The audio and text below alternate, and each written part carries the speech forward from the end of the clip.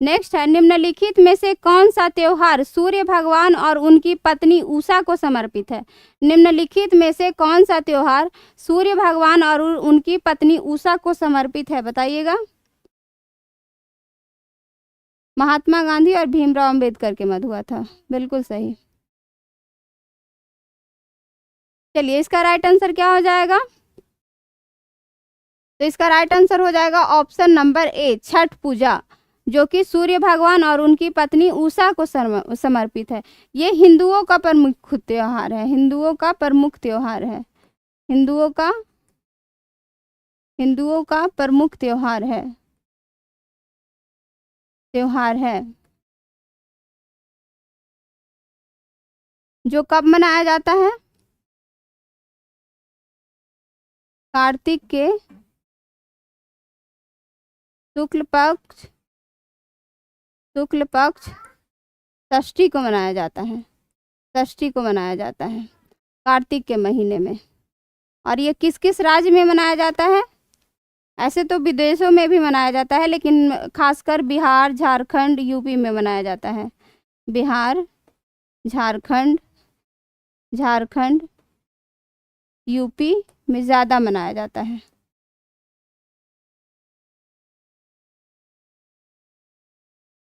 जाता है।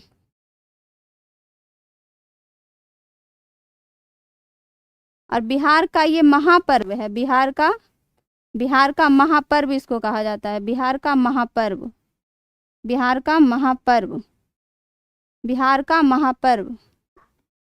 चलिए, 9 बजे लाइव स्टार्ट होता है। चलिए नेक्स्ट देखते हैं। नेक्स्ट है, अंतर्राष्ट्रीय कृष्ण भावनामृत संघ की स्थापना किसने की? राष्ट्रीय कृष्ण भावनामृत संघ की स्थापना किसने की? इसको इस्कॉन भी कहा जाता है, इस्कॉन। तो किनके द्वारा स्थापना किया गया था, बताइएगा। इस्कॉन की स्थापना किनके द्वारा किया गया था? हाँ, बिहार का फेमस है, यहाँ का महापर्व है छठ पूजा। तो ये किया गया था भक्ति वेदांत स्वामी प्रभुपाद के द्वारा, भक्ति वेदांत स्वामी प्रभुपाद के द्वारा किया गया था। और ये कब किया गया था इस्कॉन की स्थापना? इस्कॉन की स्थापना 1966 में किया गया था, 1966 में इसकी स्थापना की गई थी। चलिए नेक्स्ट देखते हैं। नेक्स्ट है, भारतीय रिजर्व बैंक की मौद्रिक नीति समिति में कुल कितने सदस्य होते हैं? भारतीय रिजर्व बैंक की मौद्रिक नीति समिति में कुल कितने सदस्य होते हैं, बताइएगा।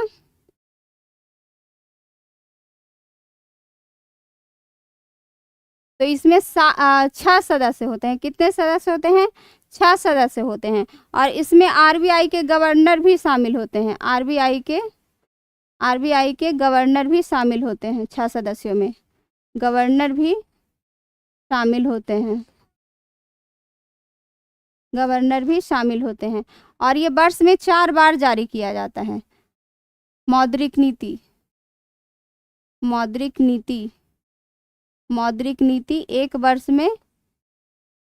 एक वर्ष में 4 बार जारी किया जाता है, 4 बार जारी किया जाता है।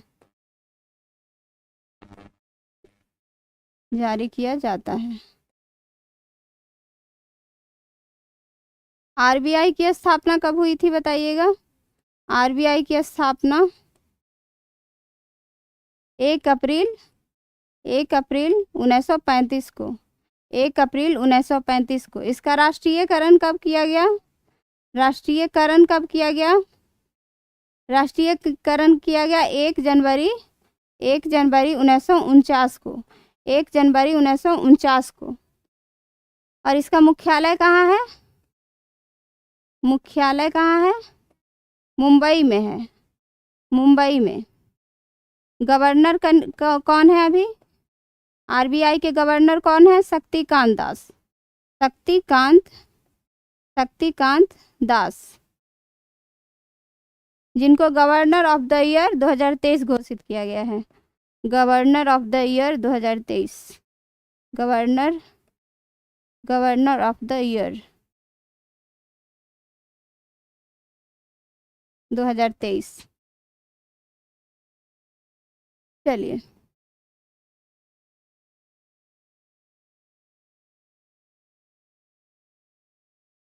ये सब में काम आएगा। इंटर लेवल का जो एसएससी है उसके लिए भी। जीके तो जीके होता है ना, कहाँ से पूछेगा, यही सब ना पूछेगा। चलिए नेक्स्ट देखते हैं। सिंधु नदी ग्रेट इंडियन डिजर्ट के किधर, कौन सा दिशा में स्थित है? सिंधु जो नदी है वो ग्रेट इंडियन डिजर्ट के किस दिशा में स्थित है? किस दिशा में स्थित है सिंधु नदी?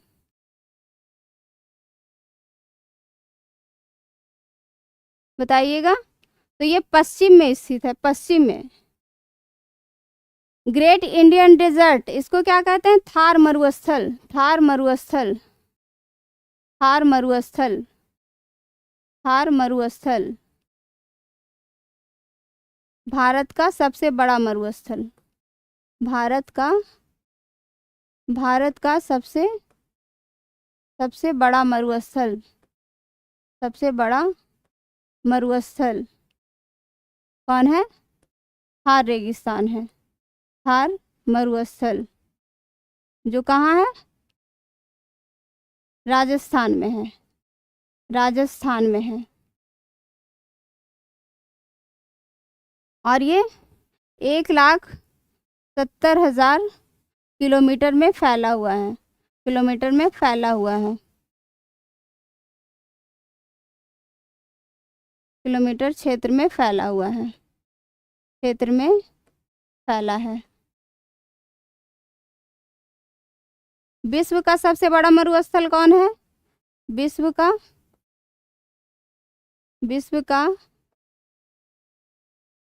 सबसे बड़ा मरुस्थल, सबसे बड़ा मरुस्थल कौन है? सहारा, सहारा जो कहाँ है? अफ्रीका में, अफ्रीका में है, अफ्रीका में है। और सिंधु नदी, सिंधु नदी के सहायक नदी कौन कौन है? सिंधु नदी की सहायक नदियाँ, सिंधु नदी की सहायक नदियाँ कौन कौन है? ब्यास है, रावी है, सतलज है, झेलम है,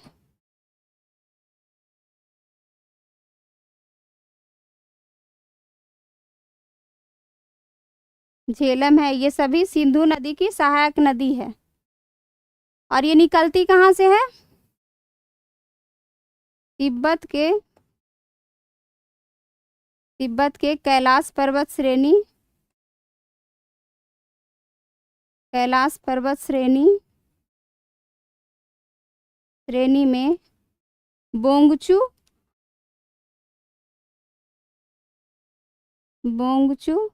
बोंगचू के समीप एक हिमनद है, उसी से निकलती है। बोंगचू समीप एक हिमनद से, एक हिमनद से निकलती है, हिमनद से निकलती है सिंधु नदी। चलिए चलिए नेक्स्ट देखते हैं। नेक्स्ट है, निम्नलिखित में से कौन सा शुद्ध घरेलू उत्पाद की अवधारणा को सबसे अच्छा निरूपण करता है? निम्नलिखित में से कौन सा शुद्ध घरेलू उत्पाद की अवधारणा का सबसे अच्छा निरूपण करता है? बताइएगा।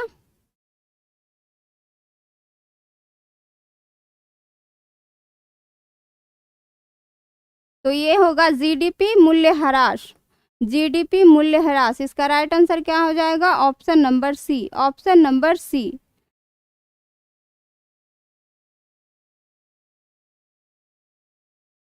चलिए नेक्स्ट देखते हैं। प्राचीन विद्वान पाणिनि को किस क्षेत्र में उनके योगदान के लिए जाना जाता है? प्राचीन विद्वान पाणिनि को किस क्षेत्र में उनके योगदान के लिए जाना जाता है? बताइएगा। तिब्बत के पठार से, बिल्कुल सही। चलिए तो अष्टाध्यायी के लेखक कौन है? अष्टाध्यायी, अष्टाध्यायी के लेखक, अष्टाध्यायी के लेखक कौन है? इनके लेखक हैं पाणिनि। पाणिनि जो किससे संबंधित है? संस्कृत व्याकरण, संस्कृत व्याकरण, संस्कृत व्याकरण से संबंधित है। और अष्टाध्यायी में कितने अध्याय हैं? 8 अध्याय हैं, 8 अध्याय हैं और 4000 श्लोक हैं, 4000 श्लोक हैं। 8 अध्याय और 4000 श्लोक है इसमें, 8 अध्याय और 4000 श्लोक है। चलिए, ऑप्शन नंबर डी हमारा राइट आंसर हो गया। नेक्स्ट है, आगरा नगर की स्थापना की गई थी। आगरा नगर की स्थापना किसने करवाई थी? आगरा नगर की स्थापना किसने करवाई थी? आगरा नगर की स्थापना तो ये करवाया था सिकंदर लोदी ने, सिकंदर लोदी ने, सिकंदर लोदी ने आगरा नगर, आगरा नगर कौन करवाया था? सिकंदर लोदी, सिकंदर लोदी। कब करवाया था? कब करवाया था? 1904 में, 1904 ईस्वी में, सॉरी।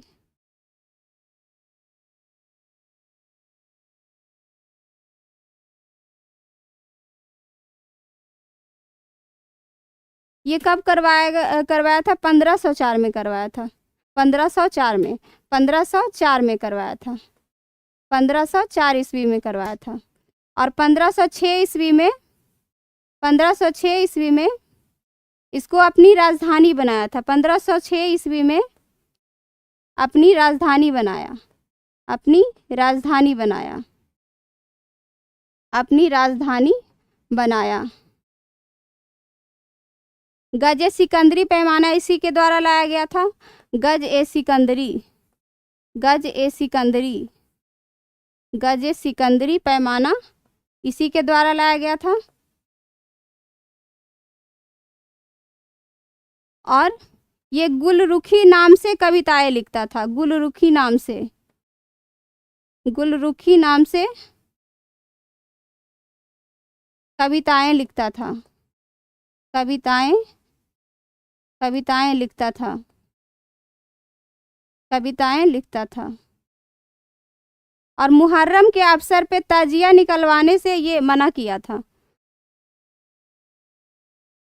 मुहर्रम, मुहर्रम के अवसर पर, अवसर पर ताजिया निकालने पर रोक लगाया था। ताजिया, ताजिया निकालने पर, निकालने पर रोक लगाया था, रोक लगाया था। और ये बादलगढ़ किला का भी निर्माण करवाया था। बादलगढ़ किला, बादलगढ़ किला, बादलगढ़ किला, बादलगढ़ किला का निर्माण, किला का निर्माण। और ये किस वंश से था? लोदी वंश से, लोदी वंश का शासक था, लोदी वंश का, लोदी वंश का शासक था। लोदी वंश के संस्थापक कौन थे? लोदी वंश के संस्थापक कौन थे? बहलोल लोदी, बहलोल लोदी, बहलोल लोदी। और अंतिम शासक कौन था? अंतिम शासक कौन था? इब्राहिम लोदी, इब्राहिम लोदी, इब्राहिम लोदी। और पानीपत का प्रथम युद्ध बाबर और इब्राहिम लोदी के मध्य हुआ था। चलिए नेक्स्ट देखते हैं। और ये खिलजी वंश का था, बहलोल लोदी, ये लोदी वंश का शासक था। ये मिटा देते हैं। ये सैयद वंश का था, सैयद वंश का संस्थापक, सैयद वंश,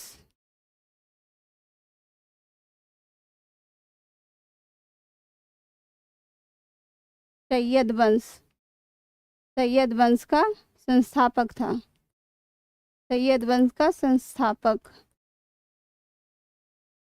और फिरोज शाह तुगलक, इसके द्वारा कुतुब मीनार का 5वां मंजिल का निर्माण करवाया गया था। कुतुब मीनार की 5वीं मंजिल का निर्माण, 5वीं मंजिल का निर्माण, 5वीं मंजिल का निर्माण कौन करवाया था? फिरोज शाह तुगलक के द्वारा करवाया गया था। चलिए नेक्स्ट देखते हैं। जून 2023 को संपन्न महिला हॉकी जूनियर एशिया कप 2023 का खिताब किस देश ने पहली बार जीता है? जून 2023 को संपन्न महिला हॉकी जूनियर एशिया कप 2023 का खिताब किस देश ने पहली बार जीता है?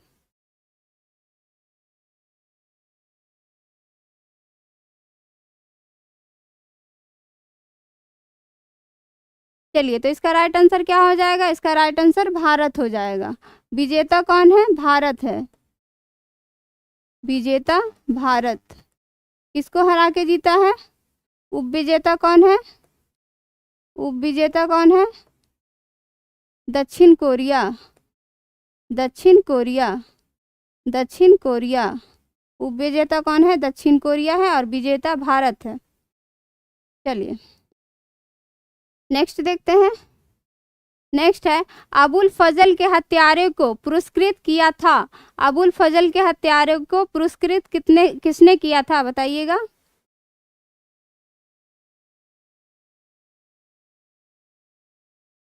अबुल फजल इसकी हत्या 1602 में किसने कर दी थी?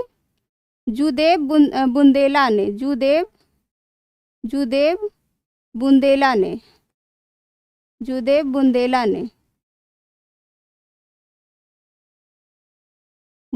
ने हत्या कर दी थी। किसके कहने पे? जहांगीर के कहने पे। जहांगीर के बहकावे पर कर दिया था। जहांगीर के कहने पर।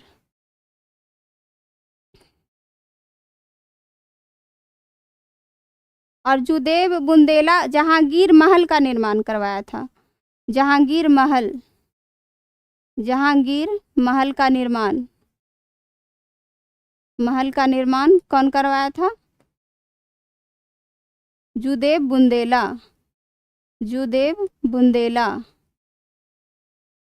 बुंदेला करवाया था।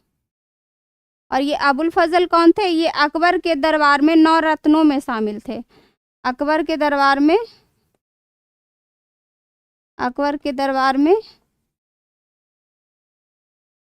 9 रत्नों में शामिल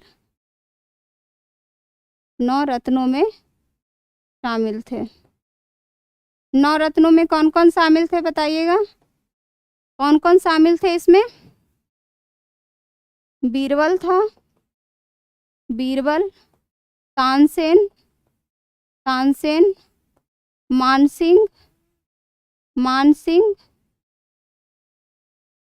मानसिंह, अबुल फजल, टोडरमल,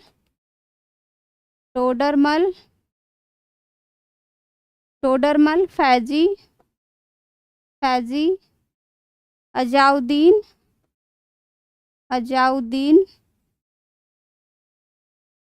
मुल्ला दो प्याजा, रहीम खाने खाना, रहीम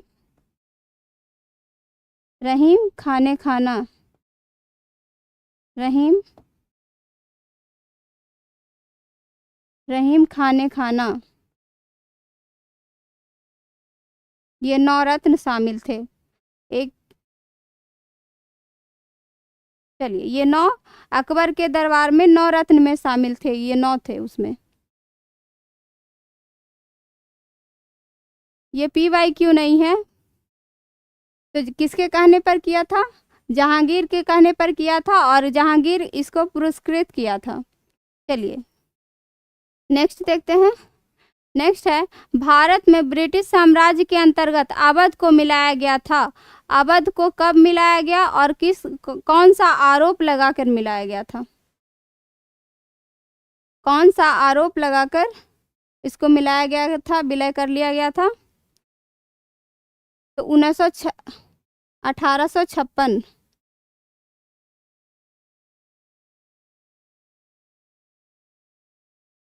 चलिए पहले लिख लेते हैं डलहौजी। ये लॉर्ड डलहौजी के तहत, हड़प नीति के तहत विलय किया गया था, लॉर्ड डलहौजी। इसका शासनकाल कब से कब तक था? 1848 से 1856 तक। 1856 में ये कुशासन का आरोप लगाकर विलय कर लिया था। कुशासन का आरोप लगाकर, कुशासन का आरोप लगाकर, आरोप लगाकर, आरोप लगाकर अवध का विलय, अवध का विलय।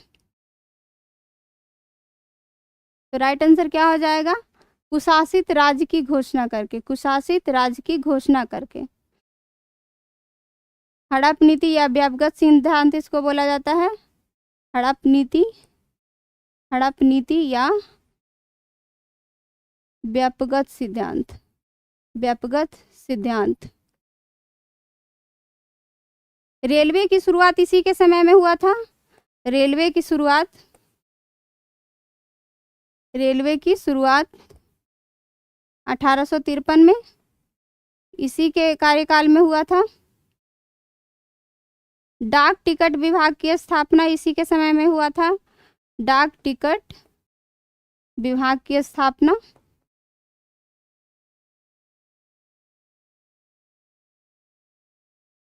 लोक सेवा आयोग की स्थापना, लोक सेवा आयोग, लोक सेवा आयोग, आयोग की स्थापना इसी के शासनकाल में हुआ था। और ये कौन कौन राज्य का विलय किया था ये भी एक बार देख लेते हैं। कौन कौन से राज्य को कब कब विलय किया है ये भी देख लेते हैं। सबसे पहले किया था सतारा को, सतारा को सबसे पहले किया था। कब किया था? 1848 में।